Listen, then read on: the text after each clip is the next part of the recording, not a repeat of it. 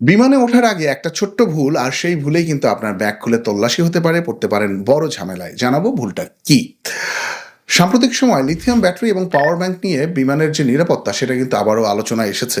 কারণ বিরল হলেও লিথিয়াম ব্যাটারিতে অতিরিক্ত তাপ, শর্ট সার্কিট বা রান অ্যাওয়ে নামেও পরিচিত একটি বিপজ্জনক পরিস্থিতি কিন্তু তৈরি হতে পারে। আর সেই কারণেই আন্তর্জাতিক বিমান নিরাপত্তা নির্দেশিকা বা এয়ারলাইনগুলো এখন পাওয়ার ব্যাংক বহনের ব্যাপারে কিন্তু আরো কঠোর নিয়ম অনুসরণ করছেন। অনেকেই ভাবেন পাওয়ার ব্যাংক তো ব্যাগে রাখলেই হলো, ব্যাপারটা আসলে এখন আর সেই পর্যায়ে নেই। কারণ কোন ব্যাগে আপনি রাখছেন সেটাই এখন সবচেয়ে বড় গুরুত্বপূর্ণ। এবং অনেকেই একটা সাধারণ চর্চা করে থাকেন এবং সেটা হচ্ছে গিয়ে পাওয়ার ব্যাংক চেক ইন লাগেজে রেখে দেন অনেকেই। আন্তর্জাতিক বিমান যে নিরাপত্তা নির্দেশিকা রয়েছে সেটা অনুযায়ী পাওয়ার ব্যাংক বা অতিরিক্ত লিথিয়াম ব্যাটারি চেক ইন লাগেজে রাখা যায় না। এগুলো কেবিনে যে ব্যাগটি আমরা সাধারণত বহন করি সেখানে রাখতে হয়, কারণ কোনো সমস্যা হলে কেবিনে থাকা অবস্থায় ক্রুরা কিন্তু দ্রুত একটা পদক্ষেপ বা ব্যবস্থা নিতে পারেন। তবে এখানে শেষ নয়, সাম্প্রতিক কিছু ঘটনার পর কিছু এয়ারলাইন্স আরও কঠোর নিয়ম কিন্তু চালু করেছে।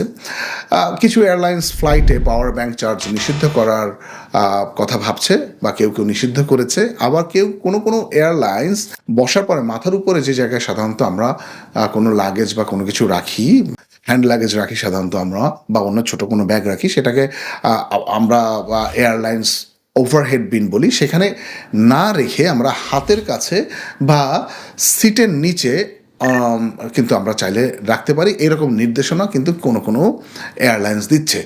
তাই শুধুমাত্র আন্তর্জাতিক নিয়ম জানলেই হবে না, আপনি যে এয়ারলাইন্সে ভ্রমণ করছেন তাদেরও নিয়ম দেখে নেওয়া জরুরি। তাহলে কিন্তু পাওয়ার ব্যাংক বহনে আমাদের আর ভুল হচ্ছে না। আর ভুলভাবে যদি আমরা পাওয়ার ব্যাংক ব্যবহার করি বা বহন করি তাহলে কি হতে পারে? নিরাপত্তা চেকে আপনার ব্যাগ খুলে তল্লাশি করা হতে পারে, চেক ইন লাগেজে করে পাওয়ার ব্যাংক বের করে নিতে বলা হতে পারে, কিছু ক্ষেত্রে পাওয়ার ব্যাংক ব্যবহারের বা বহনের অনুমতি নাও দেওয়া থাকতে পারে।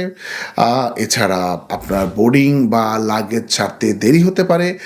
আর যদি পাওয়ার ব্যাংকের ক্ষমতা এয়ারলাইন্সের অনুমোদিত সীমার বাইরে হয় তাহলে সেটি বিমানে নেওয়ার অনুমতি নাও পেতে পারেন। আরেকটি বিষয় হয়তোবা কেউ জানেন না, সেটা হচ্ছে সব পাওয়ার ব্যাংকের নিয়ম কিন্তু আবার এক নয়। এর ওয়াট আওয়ার WH ক্ষমতার উপরেও কিন্তু নিয়ম অনেকটা নির্ভর করে। সাধারণত 100 WH পর্যন্ত পাওয়ার ব্যাংক কেবিনে বহন করা যায়।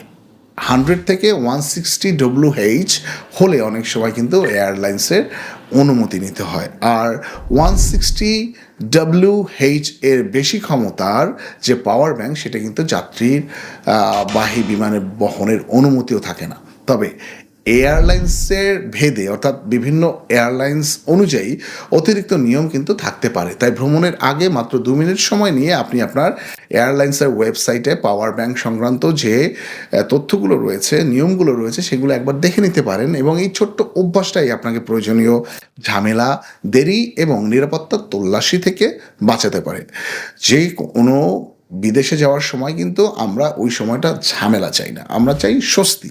তাই স্বস্তির জন্য আপনাকে যে পরামর্শটা আমি একদম শেষে দিলাম সেটা যদি আপনি পালন করেন বা সেটা যদি প্র্যাকটিস করেন তাহলে কিন্তু পাওয়ার ব্যাংক নিয়ে আপনার আর দুশ্চিন্তা থাকছে না।